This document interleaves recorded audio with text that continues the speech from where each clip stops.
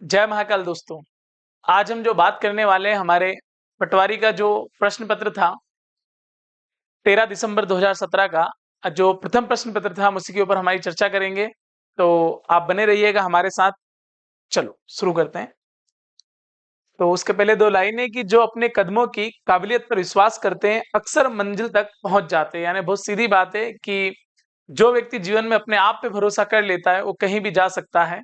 तो इसी के साथ हम शुरू करते हैं। चलो भाई, तो देखते हैं हमारा पहला क्वेश्चन क्या है। पहले क्वेश्चन की तरफ बढ़ते हैं हम। और पहला क्वेश्चन है हमारा, 8 संख्याओं का औसत 99 है। सबसे बड़ी दो संख्याओं के बीच अंतर 8 है। शेष 6 संख्याओं का औसत 87 है। 8 संख्याओं में सबसे बड़ी संख्या क्या होगी? तो देखो भाई, सबसे पहले तो आप देखेंगे कि जो 8 संख्याओं का जो औसत है वो कितना है हमारा 99 है। यानी कि आप आराम से देखेंगे कि अगर 100 का गुना आप 8 बार करेंगे तो कितना हो जाएगा 800। और 800 में से अगर आप 8 कम कर देंगे तो आपका जो आंसर आएगा वो कितना आएगा 792। यानी 99 इंटू 8 क्या आ जाएगा 792। आगे बंदा बोलना चाह रहा है सबसे बड़ी दो संख्याओं के बीच अंतर 18 है। शेष 6 संख्याओं का औसत 87 है। अब देखो आपकी भाई जो 6 संख्या है इनका औसत कितना है 87 है। तो 6 7 42 के 2 कैरी आउट कितने किए भाई 4, 6 8 48, 48 और 4 52, यानी कितने हो गए 522। अब आप देखेंगे कि 8 में से 6 गया तो बचा कितना 2, और इधर 2 में से 2 गया तो 0, 9 में से 2 गए तो कितने बचे 7, और 7 में से 5 गए तो बचे कितने 2। अब जैसा कि वो हमसे बोलना चाह रहा है कि जो दो बड़ी संख्या उनका बीच का अंतर कितना है 18, तो सबसे पहले आप क्या करोगे इसमें से 18 घटा दो। जैसे ही आप 18 घटाएंगे तो 270 में से 18 जाएगा तो बचेगा कितना 252। और 252 को अगर हम 2 से डिवाइड करेंगे तो 52 का आधा कितना होता है 26, यानी कितना आ जाएगा 126।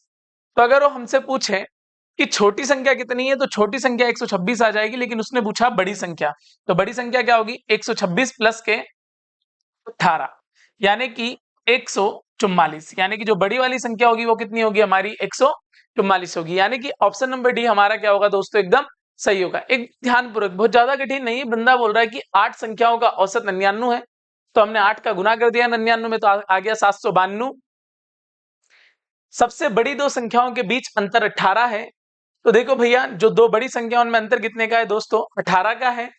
शेष 6 संख्याओं का औसत 87, यानी 6 इंटू 87 कर दिया तो कितना आ गया दोस्तों 582 आ गया। 792 में से 522 आपने घटा दिया तो बचा कितना 252, 270। और आपने जो अंतर 18 ज्यादा था उसको क्या कर दिया माइनस कर दिया, यानी 270 में से 18 गए तो बचे कितने 252। 252 को आप दोनों में बांट दिया तो कितना कितना आ गया 126 26। और जिसको ज्यादा देना था उसमें आपने क्या करा, जो घटाया था उसको आपने जोड़ दिया, तो आपका आंसर आ गया कितना 144। चलो दोस्तों आगे बढ़ते हैं। अगला क्वेश्चन है हमारा जो हमसे बोलना चाह रहा है कि अमन के 3 बहनें और 5 भाई है। यदि उसकी बहन शांता की ए बहनें हैं और बी भाई है तो गुणनफल ए बी है। देखो भाई, आप आराम से देखेंगे कि टोटल मिला के अगर आप देखेंगे कि भाई सिस्टर कितनी है, तो सिस्टर कितनी है भाई 3, और ब्रदर कितने हैं भाई, तो ब्रदर आप देख लेंगे कि कितने हैं। क्लियर है दोस्तों? अब आगे बंदा हमसे ये बोलना चाह रहा है यदि उसकी बहन शांता की ए बहनें और बी भाई है। तो देखो भाई, अगर शांता की ए बहनें और बी भाई है तो मतलब एक गर्ल से तो यहाँ पर हो ही गई, जो कौन हो गई शांता। क्लियर है दोस्तों? तो बच्ची कितनी होगी यहाँ पर 2 बच्ची होगी, और एक उसका क्या है भाई है, तो ये मिलाकर कितना हो गया भाई 6 हो गया। तो आप क्या बोल देंगे ए और बी का गुणनफल पूछा है, 2 और 6 कितना आ जाएगा 12 आ जाएगा। यानी कि ऑप्शन नंबर आपका क्या हो जाएगा बी एकदम सही हो जाएगा। रीजनिंग का क्वेश्चन था, बहुत आसान। चलो भाई अगला क्वेश्चन देखते हैं। अगला क्वेश्चन है महत्तम समापवर्तक 15 है, फिर निम्न में से कौन सा लघुत्तम समापवर्तक हो सकता है। जब भी अच्छा, दो संख्याएं ए और बी का महत्तम समापवर्तक 15 है, फिर निम्न में से कौन सा लघुत्तम समापवर्तक हो सकता है। मतलब भैया, एक कौन है एलसीएम और एक कौन है एचसीएफ। तो आप देखेंगे दोनों में क्या है भाई सी है, यानी कि क्या है कामन है, यानी कि एक संख्या तो कहीं ना कहीं उन दोनों में क्या होगी कामन होगी। तो बंदा बोल रहा है कि दो संख्याएं ए और बी का महत्तम समापवर्तक यानी एचसीएफ कितना है 15 है। जब एचसीएफ कितना है दोस्तों 15 है, तो पक्की बात है कि जो एलसीएम होगा वो क्या होगा 15 का गुणनफल ही होगा। तो आप देखेंगे कि 15 का गुणनफल क्या 80 है क्या, नहीं। 160 नहीं, 140 नहीं भैया, 120 जरूर आएगा 15 के गुणनफल में, यानी कि 15 इंटू 8 अगर आप कर देंगे तो 15 8 कितना हो जाएगा 120। तो एक ऑप्शन नंबर डी ही ऐसा है कि जो इस प्रक्रिया को क्या करता है, संतुष्ट करता है, यानी कि ऑप्शन नंबर डी आप लगा देंगे तो आपका आंसर एकदम क्या होगा दोस्तों, सही होगा। चलो और आगे बढ़ते हैं, अगला क्वेश्चन क्या है, अगला क्वेश्चन है 6x² माइनस 18x, उसका संभावित आधार क्षेत्र क्या हो सकता है ना भाई। अब आपको देखना है कि एक घनाभ जिसका आयतन 6x² माइनस 18x, उसका संभावित आधार क्षेत्र क्या हो सकता है।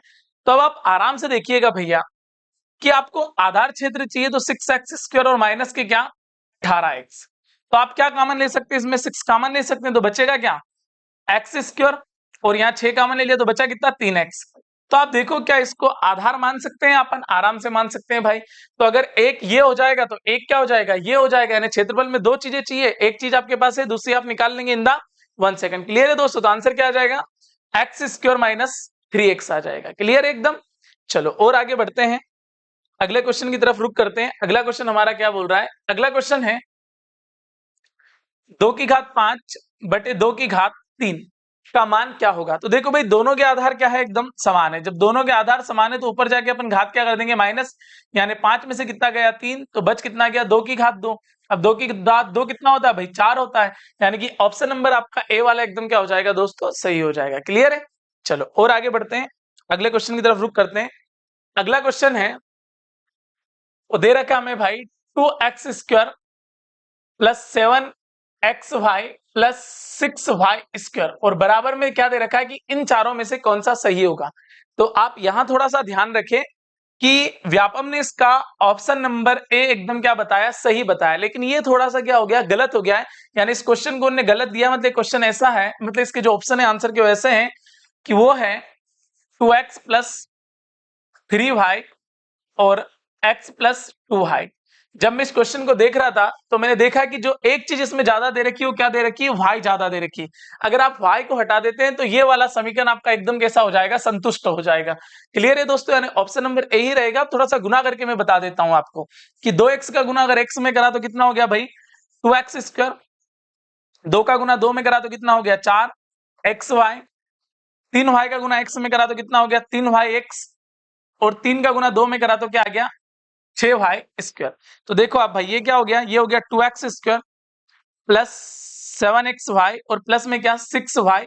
क्लियर है दोस्तों, यानी कि पहले वाला समीकरण को संतुष्ट करेगा, लेकिन उससे पहले आपको उसमें क्या करना पड़ेगा, एक संशोधन करना पड़ेगा। और संशोधन कैसा करना पड़ेगा कि आपको यहां से y को क्या करना पड़ेगा, रिमूव करना पड़ेगा। क्लियर है दोस्तों, तो y को आप रिमूव करेंगे तो आपका आंसर इन द 1 सेकंड आ जाएगा, बाकी के सारे ऑप्शन गलत है। क्लियर है दोस्तों। चलो आगे बढ़ते हैं, अगले क्वेश्चन की तरफ रुक करते हैं। औसत निकालिए भाई, ये तो सालों से आ रहा है ना औसत निकालने वाला, तो आराम से आप देखो क्या क्या है। एक है आपके पास 72, एक है आपके पास 75, एक है आपके पास 25, एक है आपके पास 44 और एक है आपके पास कितना 14। तो हो कितने गए भाई, ये 5 हो गए, 5 से भाग दे दो, 4 8 5 13, 13 और 5 18, 18 और 2 20 के जीरो, कैरी आउट कितने किए भाई 2, ये कितना हो गया 1 4 5 5 2 7, 7 और 7 14, 7 21, 21 और 2 कितने हो गए 23 और डिवाइडेड बाय 5, तो 5 4 20, बचे कितने भाई 3, यानी 5 6 30, यानी आपका आंसर क्या हो जाएगा 46 एकदम क्या हो जाएगा, सही हो जाएगा। यानी ऑप्शन नंबर सी आपका एकदम क्या रहेगा दोस्तों, सही रहेगा। क्लियर है यहां तक। चलो और आगे बढ़ते हैं,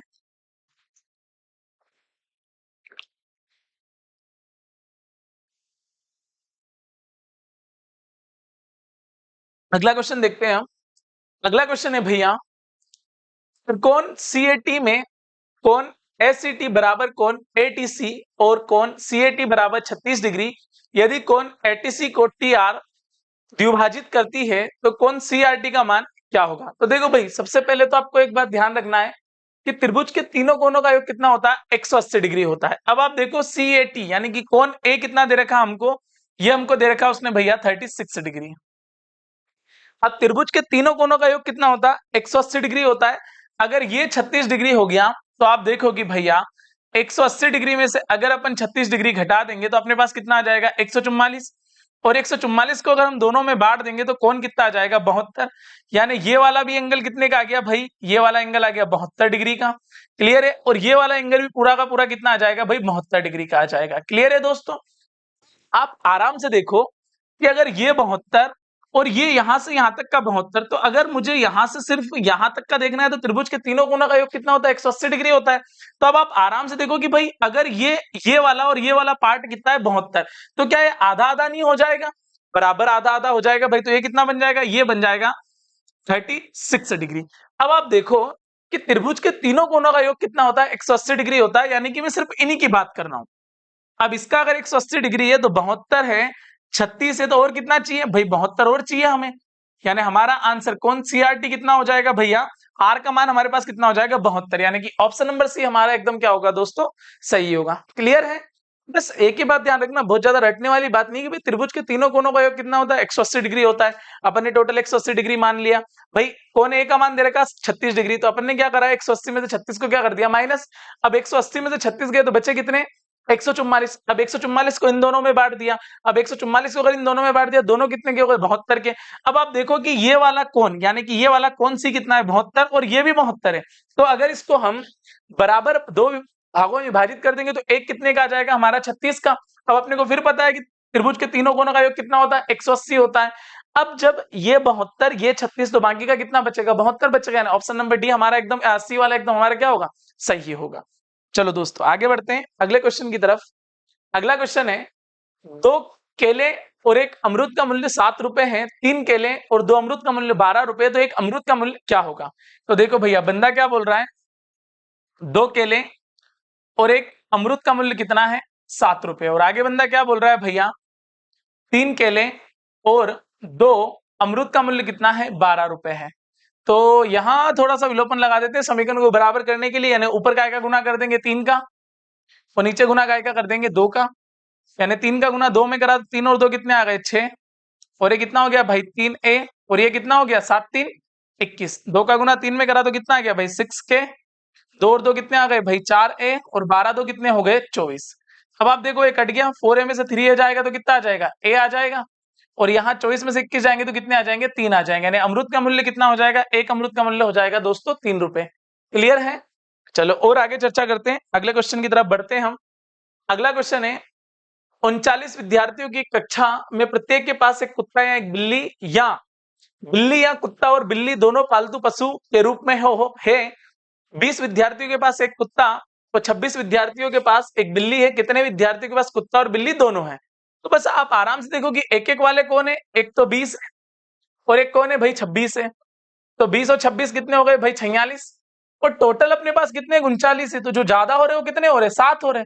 बस तो 7 ही हमारा क्या हो जाएगा दोस्तों? आंसर हो जाएगा। यानी कि ऑप्शन नंबर सी आपका क्या होगा? एकदम सही होगा। चलो आगे बढ़े।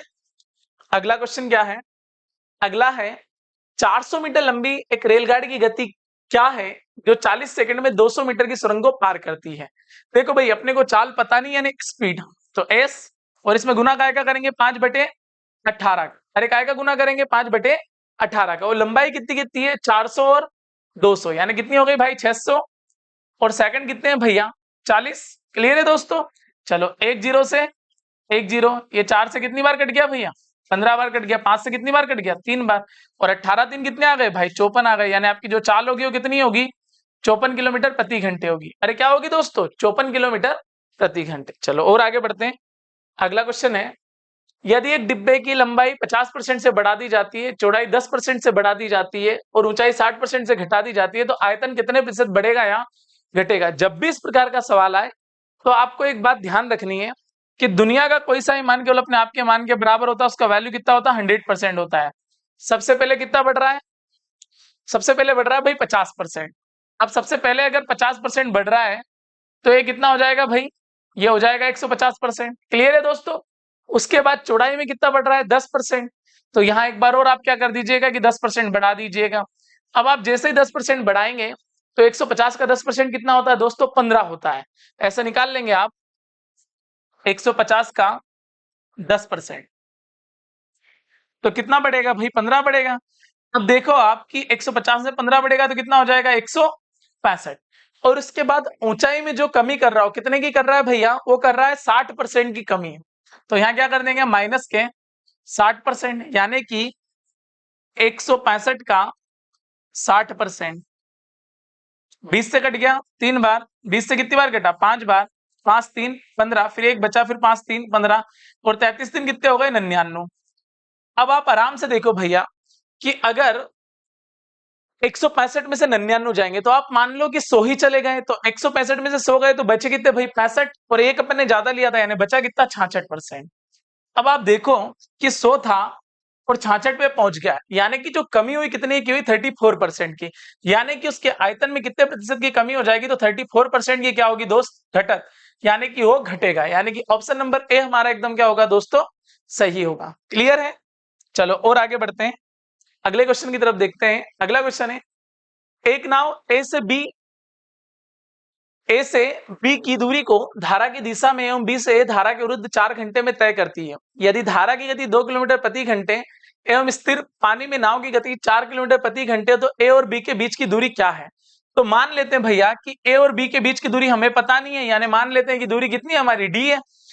डी दूरी है हमारी, और ये धारा के साथ जो जा रहा है, तो धारा के साथ क्या हो जाएगा? चाल प्लस हो जाएगी, यानी 4 और 2 कितने हो जाएंगे? 6 हो जाएंगे। क्लियर है दोस्तों?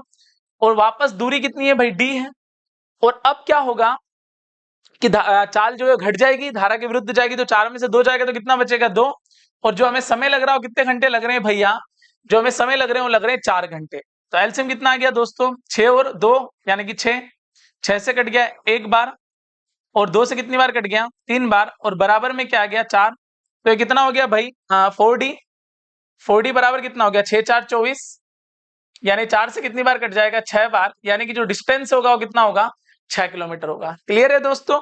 चलो और आगे बढ़ते हैं, अगले क्वेश्चन की तरफ रुख करते हैं। अगला क्वेश्चन है, अजय, विजय और संजय की वर्तमान आयु का योगफल कितना है? 75। देखो भाई, अजय, विजय और संजय की वर्तमान आयु का योगफल कितना है? 75 है। 5 वर्ष पूर्व, देखो भाई, अब आप आराम से देखो कि अगर आप 5 वर्ष पूर्व में जाएंगे, काय में जाएंगे? 5 वर्ष पूर्व, तो आपको माइनस कितना करना पड़ेगा? 75 में से माइनस के 15 करने पड़ेंगे, यानी आपका जो आंसर आएगा वो कितना आएगा? 60 आएगा। अब भाई 5 वर्ष पूर्व, यानी कि अभी मैं जितने भी साल का हूं, अगर मैं 5 वर्ष पूर्व की बात करूंगा तो क्लियर सी बात है मैं छोटा रहूंगा उस समय, तो भाई ये कितना हो जाएगा? 60। और अनुपात कितना है? 3 4 5, यानी 5 4 9 और 3 कितने हो गए? 12, यानी 12 से कितनी बार कट गया? 5 बार। क्लियर है दोस्तों? अब हम जा रहे हैं 5 साल पहले, तो उसने पूछा है संजय की वर्तमान आयु क्या है, तो पहले क्या निकाल लेंगे? संजय। अब संजय की 5 साल पहले आयु का अनुपात कैसा था? संजय की आयु थी भाई 5, और 5 में अगर हम 5 का गुना करेंगे तो कितना आ जाएगा? 25। अगर ये 5 वर्ष पूर्व 25 का था, तो भाई अब कितने का होगा ये? अब होगा ये 30 साल का। क्लियर है दोस्तों? अरे अब कितने का होगा ये? 30 साल का, यानी ऑप्शन नंबर सी आपका एकदम क्या होगा दोस्तों? सही होगा। क्लियर है? चलो और आगे बढ़ते हैं, अगला क्वेश्चन है, 2 अंकी संख्या जिनके अंकों का योगफल 9 है प्रतिलोमित हो जाती है जब संख्या में 63 जोड़ा जाता है, तो वहां संख्या क्या है? यानी आप अगर किसी संख्या में 63 जोड़ देते हैं तो संख्या अपने आप में उसके अंकों का क्या हो जाता है? पलट ना हो जाता है। यानी कि अगर हम देखें कि चलो भाई 45 देख लें, अब 45 के अंकों को अगर हम पलट दे तो कितना हो जाएगा? 54 अंकों का अंतर आ रहा है क्या? 63 नहीं आ रहा है, यानी गलत हो गया। फिर ले लेते हैं हम 36, तो इसके अगर अंकों को पलट देते 63, तो देखो भाई 36 और 63 में कितने का अंतर है? 24 और 3 27, मतलब ये भी कहीं आंसर हमारा है नहीं। ऐसे सवाल जब भी आए आप ध्यान रखिए कि बाय ऑप्शन ही करें, बाय ऑप्शन करना बहुत आसान होता है। 27 को अगर हम ले लेते हैं, तो 27 को उल्टा करते हैं तो कितना हो जाएगा? 72। अरे 27 को अगर हम उल्टा करेंगे तो कितना हो जाएगा भाई? 72 हो जाएगा। अब देखो आप कि 72 में से अगर 27 जाएगा तो कितना बचेगा? 35, मतलब ये ऑप्शन भी हमारा क्या हो गया? गलत हो गया। मेरे को ध्यान रखना था कि भाई ऑप्शन पहले ही उठा लेते तो काम आसान हो जाता है ना भाई। यानी क्या? 18। इसको अगर हम उल्टा करेंगे तो क्या हो जाएगा? 81, और दोनों में जो अंतर आएगा वो कितने का आएगा? 263 का आएगा। क्लियर? यानी ऑप्शन नंबर ए हमारा एकदम क्या होगा दोस्तों? सही होगा। यानी जब भी ऐसे क्वेश्चन आए तो आप हमेशा कोशिश करें कि बाय ऑप्शन इसका सॉल्यूशन दे, तो आपके लिए चीजें क्या हो जाएगी? बहुत आसान हो जाएगी। चलो अगले क्वेश्चन की तरफ देखते हैं दोस्तों।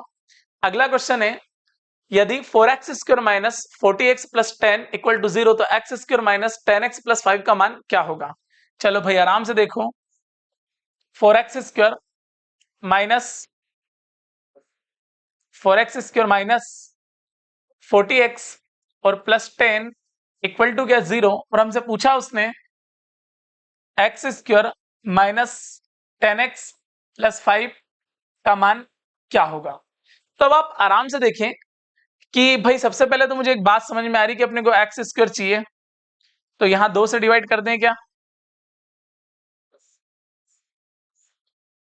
अगर अपन यहाँ 2 से डिवाइड करते हैं तो ये कितना आ जाएगा, ये आ जाएगा भाई 2x² और माइनस के 20x और ये कितना आ जाएगा 5। अब ये तो 5 आ गया पीछे वाला, लेकिन आगे के 20x और 2x थोड़ा सा और दिमाग से काम लेते हैं कि इसको 2 से और डिवाइड कर देते हैं, तो ये 2 से कट गया, ये 2 से कितनी बार कट गया भाई 10 बार, और 2 से कितनी बार कट गया 2.5 कट गया। क्लियर है दोस्तों, यानी कि आंसर जो बनेगा हमारा क्या बन जाएगा, x² माइनस 10x और प्लस में क्या 2.5। पर अब हमें मान काय का चाहिए 5 का चाहिए, तो अगर इस समीकरण में हम बराबर में क्या रख ले भाई 0 रख लें, और यहां भी हम 0 रख लें, और हमें इसको 5 बनाना है, तो क्या करें कि हम दोनों तरफ क्या जोड़ दें 2.5 2.5 जोड़ दें, इधर भी क्या जोड़ दें 2.5 और इधर भी क्या जोड़ दें 2.5 जोड़ दें, और यहाँ भी क्या जोड़ दें 2.5। तब आप आराम से देखो ये क्या हो जाएगा, ये हो जाएगा x² माइनस 10x और प्लस 5 बराबर में क्या आ जाएगा 2.5, यानी कि समीकरण का मान क्या हो जाएगा हमारा a बराबर 2.5 हो जाएगा। क्लियर है दोस्तों, यानी कि आपको थोड़ी सी यहाँ क्या करना है, जुगाड़ बिठाना है। अगर आप जुगाड़ बिठा लेंगे तो आंसर आपका इन द 1 सेकंड बन जाएगा। चलो दोस्तों आगे बढ़ते हैं। अगला क्वेश्चन है 300 रुपए के बराबर राशि प्राप्त करने के लिए मुझे 0.1 इंटू 3000 में क्या जोड़ना चाहिए। देखो भैया 300 रुपए की राशि प्राप्त करने के लिए मुझे 0.1 इंटू 3000 में क्या जोड़ना चाहिए, तो मैं बोलता हूं कि भाई इसमें क्या जोड़ दो, x जोड़ दो। अब आप आराम से देखो कि पॉइंट के बाद एक अंक है तो एक जीरो नीचे आ जाएगा, ये एक जीरो से एक जीरो, ये 300 से क्या कट गया 300, यानी सब बराबर हो गए। x की वैल्यू क्या ले ले, x की वैल्यू आप ले लो 0, मतलब कुछ जोड़ने की जरूरत नहीं है आपको भाई, उसके बराबर 300 के बराबर 300 आ गया, यानी ऑप्शन नंबर डी आपका एकदम क्या हो जाएगा, राइट आंसर हो जाएगा दोस्तों। चलो और आगे बढ़ते हैं। अगला क्वेश्चन क्या है, अगला क्वेश्चन है भाई कि √2 बराबर 1.4। देखो भाई उसने बोला है कि √2 बराबर क्या है 1.4 है, तो √50 माइनस √18 का मान क्या होगा। आप हमेशा ध्यान रखना, अगर हमें किसी सवाल में अगर किसी का भी मान दिया गया है तो पक्की बात है कि उस मान का जरूर कहीं ना कहीं तो उपयोग होगा ही होगा। तो ऐसी कंडीशन में आप सावधानी रखें कि भाई 50 को क्या लिख सकते हैं अपन, इसको लिख सकते हैं भाई 25 इंटू 2। 18 को क्या लिख सकते हैं भाई, इसको लिख सकते हैं 9 इंटू 2। तो 25 मतलब 5 √2, और इसको क्या लिख सकते हैं 3 √2। अब आप देखो भैया कि अगर 5 में से 3 जाएगा तो क्या बचेगा, बचेगा 2 √2, और हमें पता है कि √2 का मान कितना है 1.4 है, तो 14 तो कितना हो जाएगा 28, यानी 2.8, यानी कि ऑप्शन नंबर बी हमारा एकदम क्या हो जाएगा दोस्तों, सही हो जाएगा। चलो और आगे बढ़ते हैं, अगले क्वेश्चन की तरफ रुख करते हैं। अगला क्वेश्चन है 5 8 25 22 24 34 18 का मध्यस्थ क्या होगा।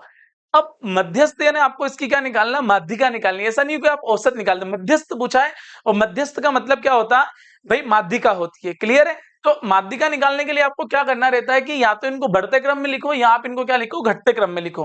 तो मैं चाहता हूं कि बढ़ते क्रम में लिख ले, तो पहले क्या लिख ले 5, फिर क्या लिख लें 8, उसके बाद चलो 5 8 8 से बड़ा क्या 18, 18 से बड़ा कौन भैया 22, उससे बड़ा कौन 25, और उससे बड़ा कौन 34। तो देखो मध्य में कौन है, एक इधर से चला गया, एक इधर से चला गया, एक इधर से चला गया, एक इधर से, तो मध्य में 2 लोग हैं, तो क्या कर लो भाई इन दोनों को जोड़ के और 2 को जोड़ा तो 2 का डिवाइड दे दो, तो ये कितना हो गया 22 और 18 कितने हो गए 40, तो डिवाइडेड बाई 2, यानी कि जो आपका आंसर बनेगा वो कितना बनेगा 20 बनेगा, यानी कि ऑप्शन नंबर ए एकदम आपका क्या हो जाएगा, सही हो जाएगा। यहाँ तो बढ़ते क्रम में लिखना है, यहाँ क्या लिखना है आपको, घटते क्रम में लिखना है। क्लियर है दोस्तों, और मान लो कि ये तो 6 थे, अगर ये 5 आ जाए, मान लो कि ये 34 ना होता, इसको अगर मैं रफ कर दूं कि ये 34 ना होता, तो फिर इसका आंसर क्या हो जाता, एक इधर से गया, एक इधर से, एक इधर से और एक इधर से, यानी बीच वाला आपका आंसर होता, यानी कि 18 इसका एकदम क्या होता है दोस्तों, सही आंसर होता। लेकिन उसने वहां तक दिया था, तो आप क्या करो, एक इधर से एक उधर से, एक इधर से एक इधर से, और बीच में जो बच्चे उनका क्या निकाल लो, औसत, तो उनकी क्या होती है, माध्यिका होती है। चलो दोस्तों आगे बढ़ते हैं। अगला क्वेश्चन है पूजा बेला से 13 वर्ष छोटी है, यानी कि आप ऐसा बोल सकते हो कि पूजा और बेला में जो आयु का अंतर है कितने का है 13 वर्ष का, और आगे बंदा बोल रहा है यदि उनकी आयु का योग 25 हो, यानी कि पूजा और बेला की आयु का योग कितना हो दोस्तों 25 हो, तो उसने पूछा बेला की आयु क्या होगी, तो ये कट गया, ये कितना हो गया भाई 2p, और ये कितना हो गया 25 और 13 कितने हो गए 38, और ये 2 से कितनी बार कट जाएगा 19 बार कट जाएगा, यानी p बराबर क्या आ गया 19।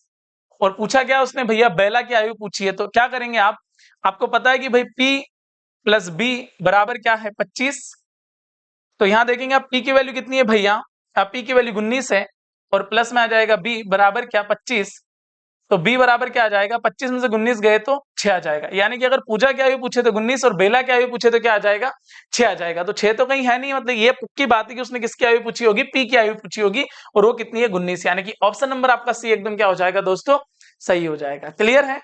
हमारी मुलाकात होती है आपसे अगले वीडियो में। जय हिंद जय भारत।